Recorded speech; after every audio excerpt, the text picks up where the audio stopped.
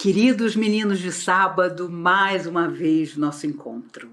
Ainda, infelizmente, não presencialmente, mas falta pouco, tenho certeza. 1º de maio, Dia do Trabalho no mundo inteiro. Certas datas passaram céleres e quase desapercebidas por nós. Quando falamos de trabalho, falamos sempre de quem crê na vida imortal, porque sem trabalhar no bem, nós estamos bem complicados. Hoje vamos conversar um pouco sobre 2 grandes desafios para a nossa alma eterna: orgulho e humildade. Eu começo, anotei até para ser fiel à frase, com uma frase de Simone de Beauvoir. O livro Todos os Homens São Mortais. Um livro que vale a pena, como todos os livros da Simone, por sinal. Lá está escrito: é preciso muita força, muito orgulho ou muito amor para crer que os atos de um homem têm importância e que a vida vence a morte. E ela, como mulher, conhecia os homens como ninguém. Eu acho interessante que quando as coisas ficam muito difíceis no mundo, as mulheres sempre assumem a postura que, na verdade, sempre tiveram, a de certa forma, conduzir o sentimento, para não dizer o pensamento, dos homens. E Simone de Beauvoir nos lembra que os atos de um homem têm importância, a vida vence a morte se ele tem força, orgulho ou muito amor. Forças que movem naturalmente o universo.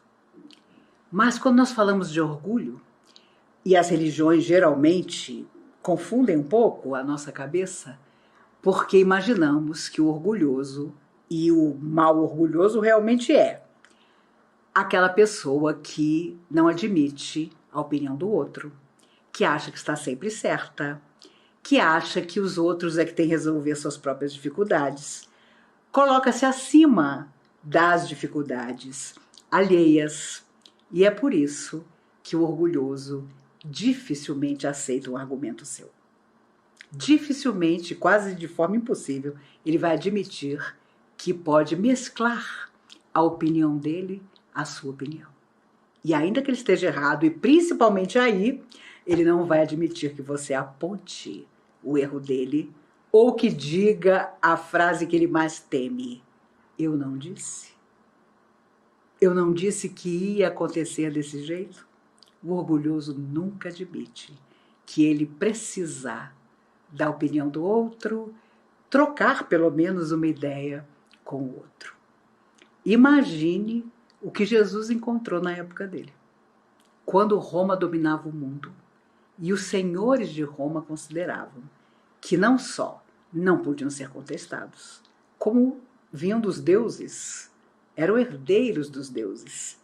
E aqueles todos que eram considerados inferiores ou vencidos deveriam ser submetidos a eles, os senhores do mundo. E quantos senhores do mundo já não passaram ao longo dos séculos?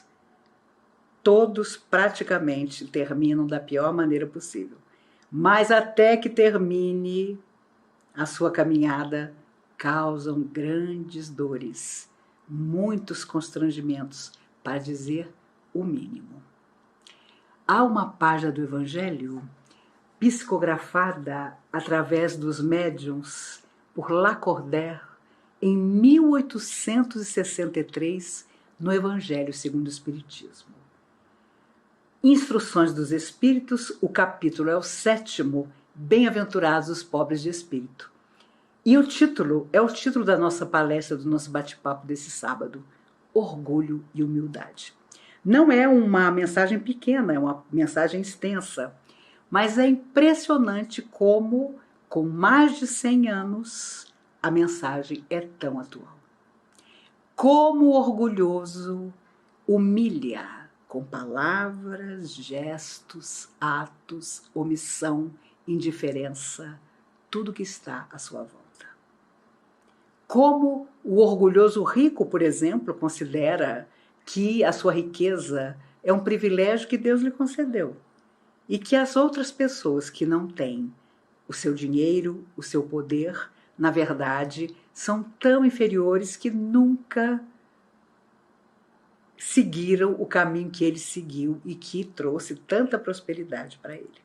Existem orgulhosos horríveis, existem orgulhosos disfarçados, existem orgulhosos que não percebem que devemos sim ter orgulho das nossas vitórias espirituais, de quando vencemos a nós mesmos, de quando conseguimos sair de nós e nos importarmos de verdade com o outro. Não com falácias ou fingindo, mas ali, junto com o outro. Todos nós temos amigos, mas existem os amigos de todas as horas, principalmente das horas difíceis, e existem os amigos que estão conosco só para as horas do riso, para a felicidade. E se há uma época em que nós conseguimos discernir uns dos outros, é a época que estamos atravessando. Eu confesso a vocês que, claro, os amigos de sempre, ao longo de 1 ano e tanto de isolamento, têm estado comigo. Mas pessoas que eu nem imaginava que se importavam com o meu bem-estar não deixam nunca de me telefonar. E eu não tenho celular, nunca tive. Então, o telefone da minha casa não é todo mundo que tem. Mas essas pessoas conseguiram encontrar esse telefone de alguma forma e ligam para saber se eu estou precisando de alguma coisa. Em tempos como esse, meu Deus, você coloca o nome dessas pessoas no seu caderninho dourado, porque não é todo mundo que está se importando, ou que está tendo tempo ou interesse em saber se você está bem. Quando nós falamos de humildade, meu Deus, a coisa fica pior. Eu conheci pessoas que se vestiam de forma muito simples, na nossa época de mocidade espírita, julgando que assim pretextavam humildade. A mesma calça jeans sempre. Eu só tenho 2 blusas. Ou eu só tenho esse tênis que tem anos. Sou completamente desapegado das coisas materiais. As poucas pessoas que eu conheci desse jeito tiveram muitos problemas depois. Porque, na verdade, tudo era da boca para fora. Humildade não é você se vestir mal, podendo se vestir melhor. Não é você pretextar estar sempre disposto ao bem quando você, na verdade, não está. Ser humilde de verdade é algo tão sutil que quando você é humilde, ninguém fica sabendo.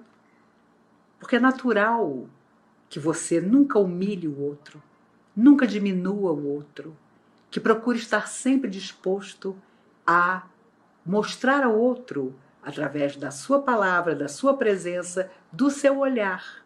Olha, eu estou aqui, se você precisar. Imagine Jesus, a alma mais perfeita, o governador da terra. Poderia ter nascido num palácio, mas muito pelo contrário. Foi filho de carpinteiro.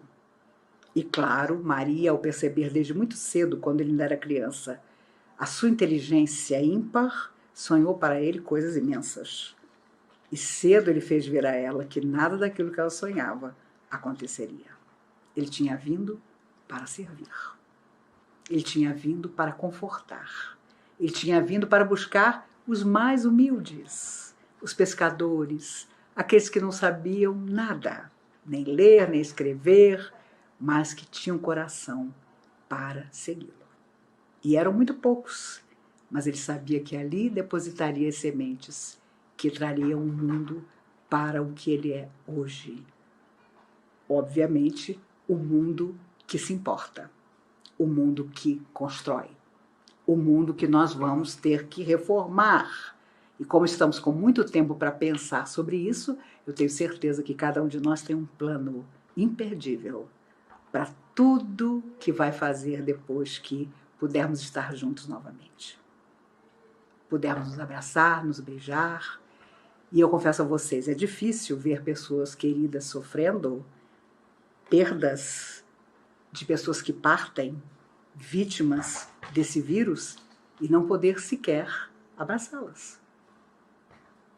Porque isso está proibido para nós por enquanto. Mas é claro que depois que tudo estiver terminado, nós vamos poder fazer de novo todos os exercícios maravilhosos de convivência fraterna, que a vida sempre nos propôs a fazer. Humildade, portanto, não é você abrir mão de tudo dizendo: eu posso viver com um fio de água, eu posso viver sem luz, eu posso viver descalço, estarei feliz. Ou dizer a uma pessoa humilde que quase nada tem: você que é feliz, você não tem nada, que felicidade, você não precisa se preocupar com nada. Existem pessoas horríveis que fazem isso. Quem visita pessoas extremamente necessitadas ainda dizem: você não imagina o peso que é ter o que eu tenho, o peso que é ter a família que eu tenho. Eu vejo você sozinho, feliz de você que está só. Certas coisas são horríveis, mas ainda se encontra quem fale. E é claro, isso tem muito a ver com orgulho também. É claro que ficamos satisfeitos quando dominamos alguma coisa, quando fazemos algo muito bem. E é natural que nos sintamos assim.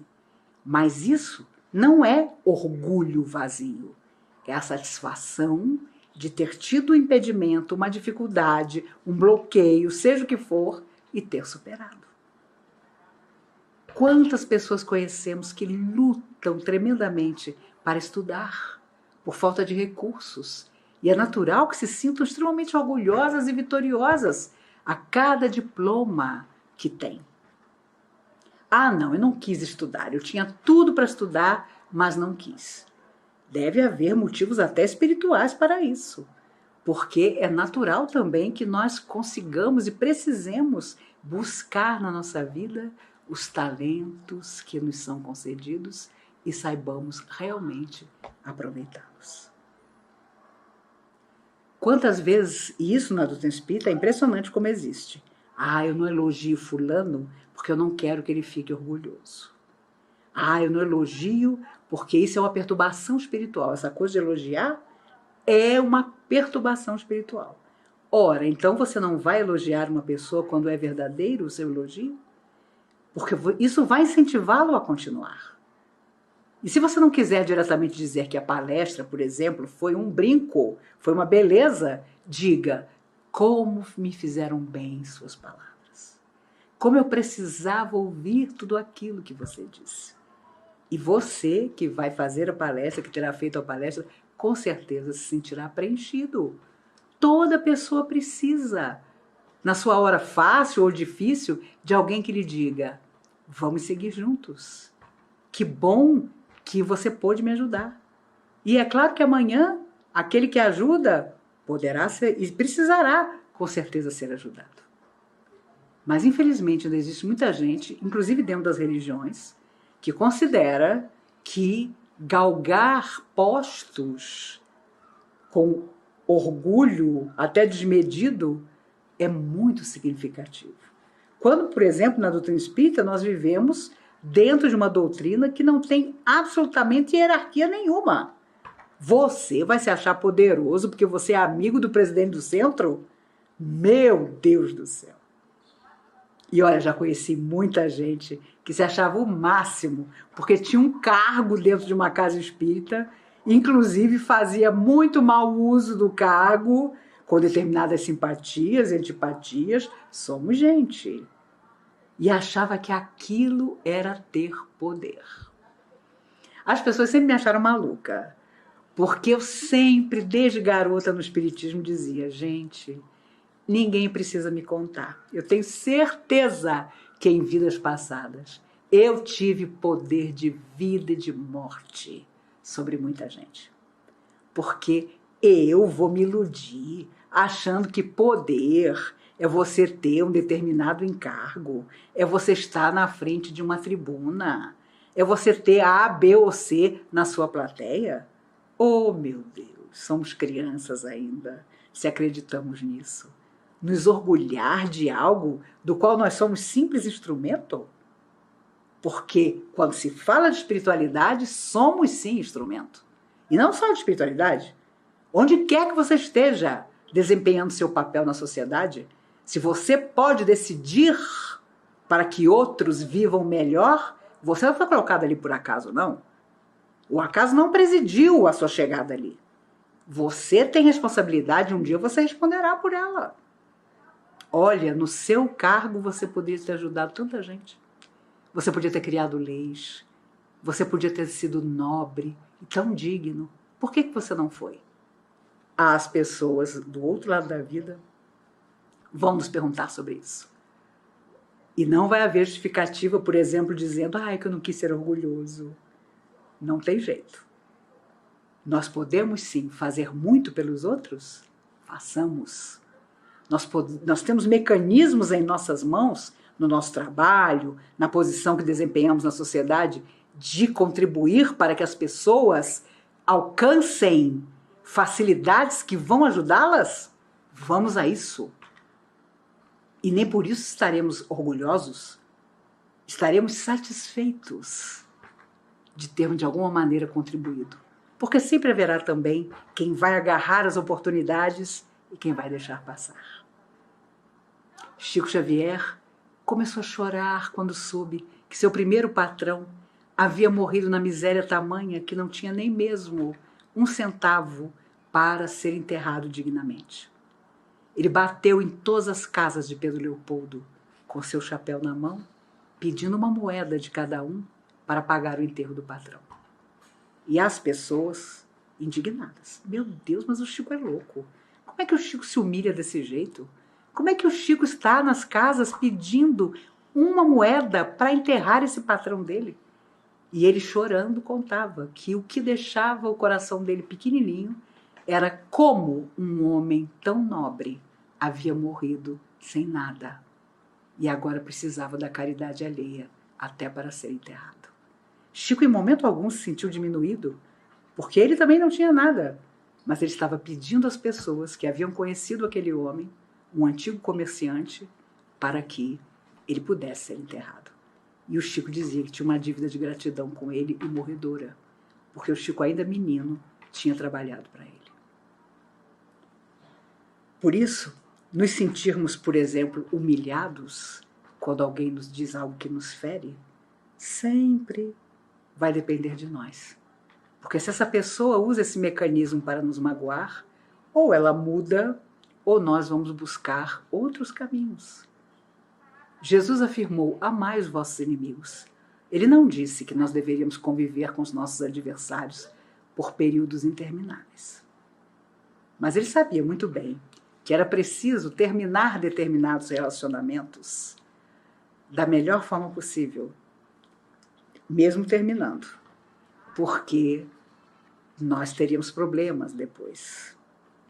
Procura reconciliar-te com teu adversário enquanto estás a caminho com ele. Adivinha por que Jesus disse isso? Porque depois que nos separamos da pior maneira possível, reencontraremos oportunamente aquela pessoa da pior maneira possível. A nossa vida de hoje, com certeza, tem muito a ver com isso. Porque os espíritos dizem que, como nós estamos numa fase iniciando uma transição que é do planeta, que é nossa também, nós trouxemos para junto de nós pessoas que evitamos por largo período e que agora têm o nome respeitável de pai, de marido, de esposa, de filho, de neto, e que muitas vezes são indiferentes a nós, embora tenham esses títulos tão respeitáveis de família. Porque foram os que nós desprezamos. E dessa vez, para consertar, trouxemos para tão juntinho. O problema é o juntinho, que às vezes precisa, e sempre precisa, de determinados ajustes. Orgulho dentro de família é complicado, porque se todos não abrirem mão das suas posições para que haja harmonia geral, vai ficar difícil. Sempre haverá aquele que é o tirano dentro de casa, que vai fingir que é amado, mas na verdade é detestado, e sempre haverá aquele que, oprimido, vai fingir que está tudo bem, até que o caldo entorna, como se costuma dizer. Por isso, uma mensagem de 1860, Evangelho segundo o Espiritismo, é tão atual. Porque aqui Lacordaire fala de pessoas extremamente necessitadas, humildes e sofredoras, que andavam pela rua à míngua e que pensavam: ah, como eu invejo as pessoas que são ricas, como eu invejo as pessoas que têm o que eu não tenho. Mas ele, com sua palavra, conforta essas pessoas, dizendo que nada acontece por acaso, que tudo são lições. E feliz de nós se nós aprendemos as lições. Eu acho que existe uma humildade que nós devemos cultivar, que é a de saber que nós ainda vamos desencarnar mais uma vez nessa vida com mais perguntas do que respostas. Mas que as respostas que nós tivermos sejam altamente produtivas, sejam aquelas que realmente transformem. Porque de fingir, as nossas encarnações passadas com certeza estão cheias. De parecer que somos uma coisa, mas no fundo somos outra, também. Então essa provavelmente é a grande fase de transição, sim, porque mal começou essa mudança, mas nós precisamos ter determinadas coisas definidas de uma vez. Não enrolar, como se diz. Porque com o conhecimento que atualmente temos das coisas espirituais, e o mundo inteiro, de uma forma ou de outra, está em busca das coisas espirituais, porque quem vive na matéria está vivendo depressões profundas, por saber já que a matéria tem um limite e jamais trará a felicidade almejada. Então as pessoas buscam o espiritual, porque chega uma hora que está tudo esgotado.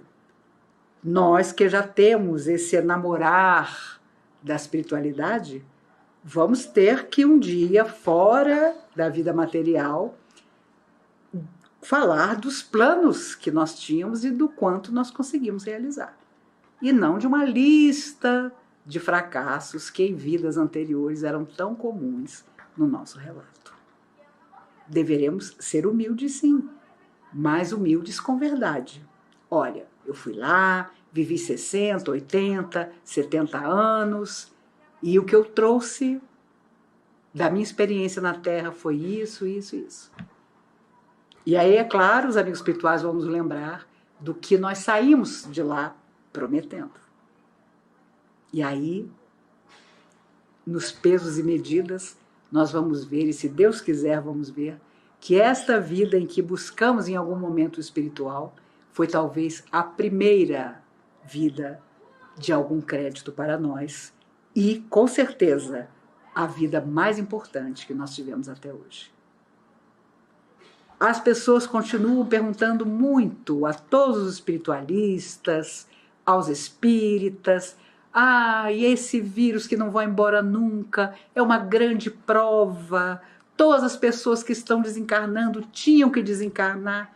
Como dizer isso? Se tanta gente está se expondo gratuitamente, se tanta gente não acredita que esse vírus existe até, principalmente as pessoas mais jovens. Ah, mas eu sou moço, se eu pegar não vai me acontecer nada. E infelizmente de semanas para cá, vocês sabem, as pessoas que estão partindo têm de 20 anos a 49 anos. São pessoas jovens, sim. E não simplesmente porque não se vacinaram ainda, mas porque simplesmente não acreditam. Cada final de semana é uma lista de festas que não deveriam estar acontecendo e que acontecem. E onde está a racionalidade, o equilíbrio dessas pessoas? Porque a não ser que elas durmam na rua depois que saem de uma festa, elas voltam para casa. E lá elas têm o pai, a mãe, o avô, a avó. Ainda que nada acontecesse com elas, elas não vão contaminar ninguém. Elas descobriram como não contaminar ninguém. Por isso, meus amigos, orgulho às vezes também é acreditar que nós somos super-homens, que nada vai acontecer conosco, que os outros é que merecem passar pelas dificuldades. E não é nada disso. E nós seguimos ignorando a quantidade de enfermeiros e médicos que já desencarnaram, porque se esfalfaram sem nenhum orgulho, mais ciosos sim da ciência que carregavam, do quanto haviam estudado para salvar vidas, mesmo sem conseguir.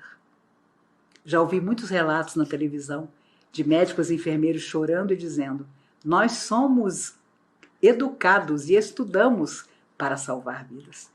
E quando você vê um número imenso de vidas se perdendo, não há emoção que aguente. E é mesmo. Então, olha, por exemplo, dizem os médicos, que os homens têm mais dificuldades de um diagnóstico porque o homem, de tal maneira, é criado ainda hoje para ser forte, para ser o provedor em todos os aspectos, que até admitir que está doente, ele tem dificuldade. Então ele procura menos o médico, ele procura menos um diagnóstico, e está provado no mundo inteiro que as mulheres vivem mais do que os homens, porque elas espertamente se cuidam mais. Na medida do possível, elas procuram mais o médico, elas procuram mais um diagnóstico do que o homem. Para muitos homens, parece uma fraqueza. Isso não é orgulho? Claro que é. E um orgulho absurdo, que vai levar muitas vezes à desencarnação. Porque, como dizem os amigos espirituais, aquilo que você ignora, seja o que for, trabalha contra você. Então, não duvide. Orgulho é você deixar de acreditar que tudo tem que passar pela sua mão, tudo só você sabe fazer direito. É não pedir desculpa, esteja você errado ou certo. Emmanuel dizia a Chico, e eu nunca me esqueci disso, que quando você pede desculpas a alguém que te magoou, o choque da pessoa é tremendo, já vale tudo. Porque a pessoa não é boba, sabe muito bem que foi ela que fez o errado. Mas quando você pede desculpa, a máscara dela cai. Ela pode ficar com cara feia, não vai admitir nunca, vai mudar de assunto, mas vai estar guardado lá. Seu momento em que você foi humilde, mesmo sabendo que o erro tinha partido do outro, você pede desculpas. Ô fulano, você me pegou num dia que eu não estava bem. Vamos esquecer tudo, vamos começar de novo. Isso não é só humildade, não. É simplicidade. É inteligência. É você deixar para trás e nem chegar a pegar um lastro tão pesado, do qual você não vai sentir falta nenhuma. Por isso, mais do que qualquer coisa, mais do que ficar pensando orgulho, humildade, agora eu sou humilde, amanhã eu vou ser orgulhoso, mais do que isso, os valores da alma devem estar conosco. Porque se esses valores estiverem conosco, tudo que nos acontecer, nós vamos driblar. Nós vamos ser como aquele jogador que sai vencendo todos os adversários. Porque haverá em nós as ferramentas para estarmos sempre em equilíbrio, mesmo nas horas mais difíceis, e principalmente nelas. Mesmo nas horas de dor, mesmo quando tudo parecer se fechar à nossa volta. Nunca se esqueçam, meninos, onde vocês estiverem, vivendo a situação que vocês estiverem vivendo, ao lado de quem vocês amam ou até ao lado de quem vocês não gostam mais. Nunca se esqueçam que às vezes, na hora mais difícil, no último minuto, surge a mão que não vai nos segurar na beira do abismo. Surge o livro amigo, alguém que nos telefona, alguém que diz: espera, eu estou chegando, eu vou te ajudar. Na última hora, sempre haverá a misericórdia de Deus sobre nós. Tenhamos humildade para esperar por isso. Não tenhamos orgulho nenhum na hora de dizer: meu Deus, me ajude.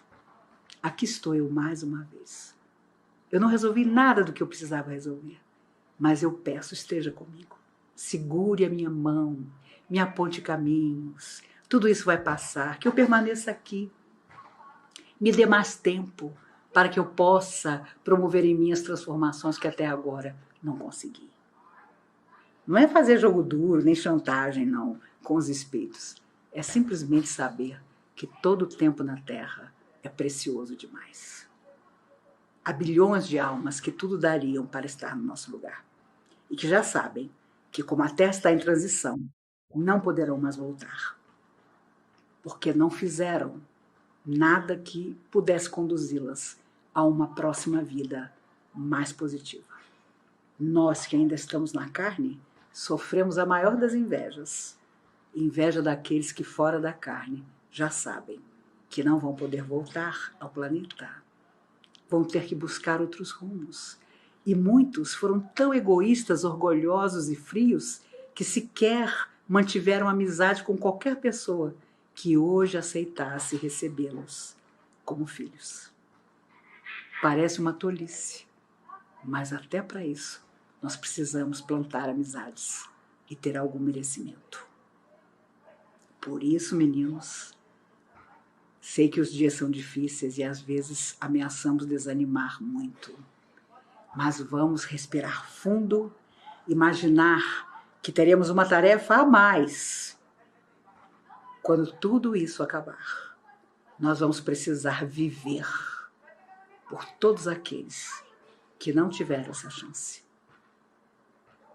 que não tiveram tempo para receber uma vacina, que não tiveram alguém que os aconselhasse a se precaver, que acharam que dominavam as forças da vida, quando na verdade as forças da vida estão dentro de nós e é aquilo que nós chamamos Deus. Por cada uma delas, nós vamos viver. Então haverá muito a fazer. Haverá muito a transformar. Claro que as horas de desânimo nos ameaçam, mas elas passam, como tudo na vida passa. Esses dias serão lições. Eu estava vendo hoje uma reportagem, crianças chegando a uma escola de São Paulo que as recebia depois de longo tempo para uma aula presencial. E os meninos, era uma escola particular, tinha se adequado de todas as maneiras, passando, crianças de 6, 7 anos, passando os pezinhos no tapete especial, passando álcool nas mãos antes de entrar na escola, passando por uma espécie de chuveirinho, com os braços para cima, dando voltas, de máscara todos, para depois entrar no colégio. Sabendo que os horários de recreio são sorteados, que eles não podem chegar perto do coleguinha. Vocês acham que isso não afetará essas crianças para o futuro? Com certeza. Haja terapia para muitos. Mas depois, com certeza, darão valor a todos os cuidados tão esquecidos por nós e que nós passamos a ter, porque a necessidade nos obrigou a isso. A higiene maior, a estar sempre, permanentemente, passando álcool nas mãos, a usar máscara. Por que o Japão tem um índice baixo de contaminação? Porque lá é a tradição deles, é da cultura deles. Não só são um pouco fechados em termos de abraço, de beijo, todo mundo sabe, mas também de usar máscara assim que o primeiro espirro aparece. Então, algo que foi difícil para nós de nos adaptarmos, para eles já estava na massa do sangue. Tudo é ensinamento.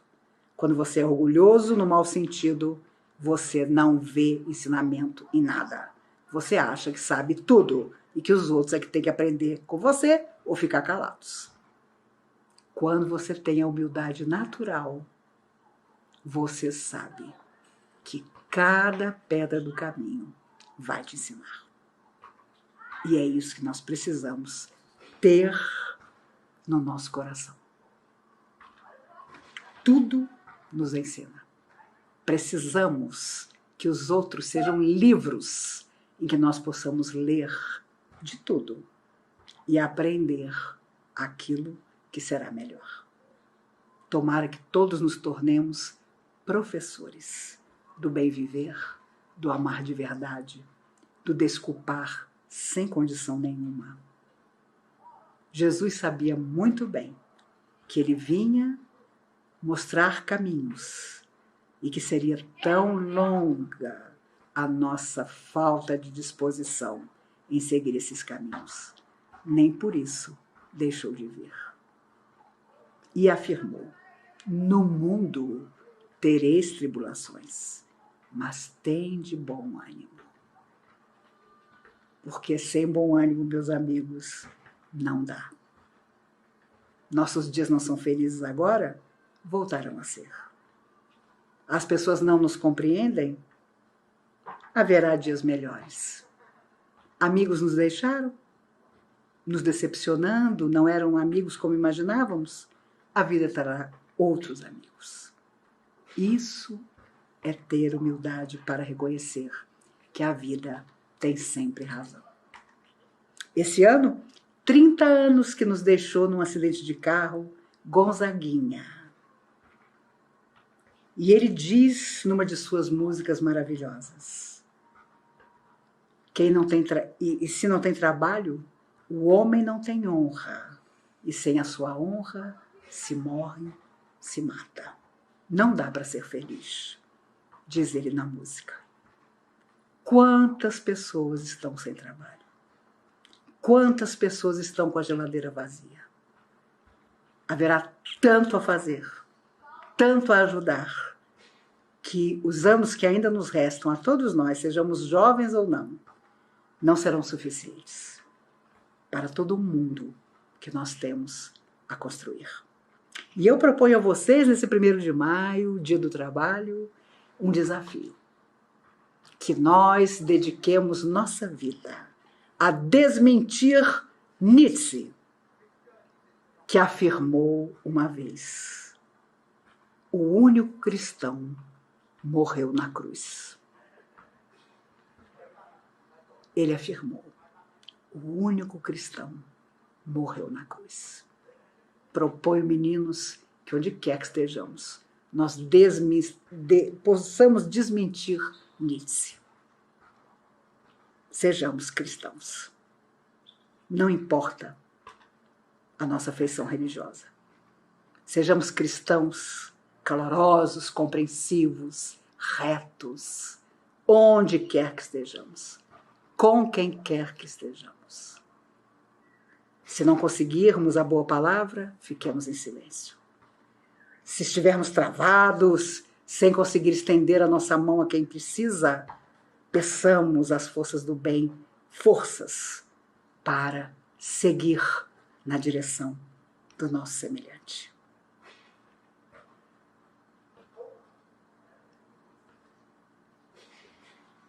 Francisco de Assis caminhava certa vez e escutou de longe o badalo de um sino pelo qual, usando no pescoço, os leprosos do século XIII, quando Francisco de Assis viveu, se identificavam à distância para que as pessoas saudáveis fugissem deles. E contam os amigos espirituais que Francisco escutou o barulho de um badalo, sinal de que vinha na direção dele um leproso. Francisco era um homem da sua época. Sabia muito bem que a lepra não tinha cura. E o seu primeiro impulso foi fugir. Mas, num impulso maior, ele segue na direção daquele sino, do barulho do sino.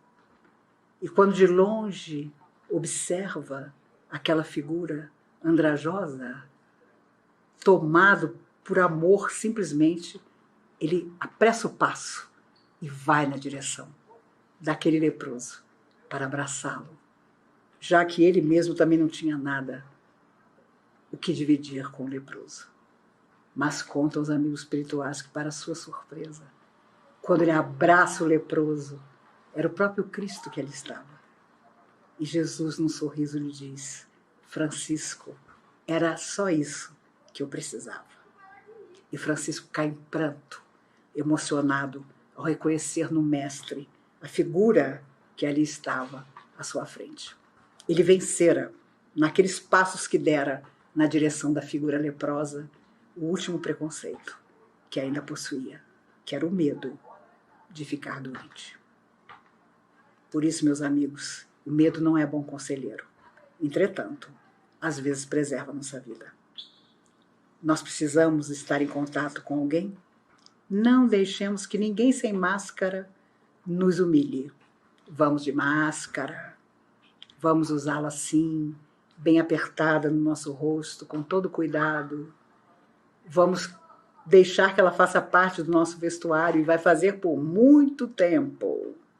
Provavelmente, quem sabe, até o final desse ano, nós ainda estejamos comemorando o Natal em pequenos grupos e ainda de máscara. Porque será preciso essa disciplina até que, como tudo que a humanidade já venceu, esse vírus também seja vencido. E nós estejamos prontos para, como sempre a humanidade faz, recomeçar. Com o orgulho maior de sermos, enfim, mais fraternos. Enfim, algo que atingiu o mundo inteiro, que ainda vai levar muita gente, mas que vai permitir que nós, meu Deus, finalmente tenhamos olhos para o outro de verdade e, sem dúvida, nos importemos de verdade. E mais do que nos importar, tenhamos o orgulho de afirmar que depois de tudo isso, da solidão, do afastamento, do medo que nós tivemos e temos ainda, nós possamos simplesmente ser irmãos uns dos outros. Que o único cristão não seja Jesus, sejamos todos nós. Que Jesus nos guarde, que nos abençoe, que até o nosso próximo encontro muita coisa boa nos aconteça. E que, se não forem coisas boas, nós peçamos as forças do amor que nos apoiem para ultrapassar as nossas lutas, vencer tudo que vier e traçar um destino de luz para todos nós.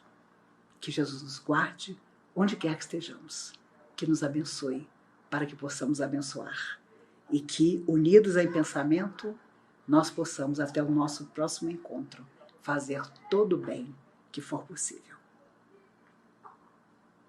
Até lá.